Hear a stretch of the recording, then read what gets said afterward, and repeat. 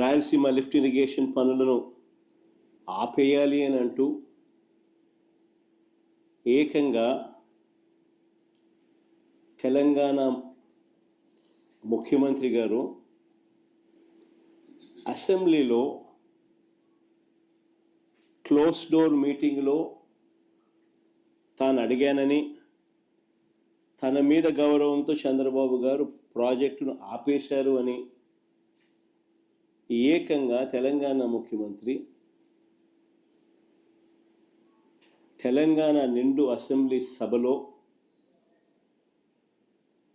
వాళ్ళ రిలేషన్షిప్ గురించి, చంద్రబాబు నాయుడు గారు రాష్ట్రాన్ని ఎలా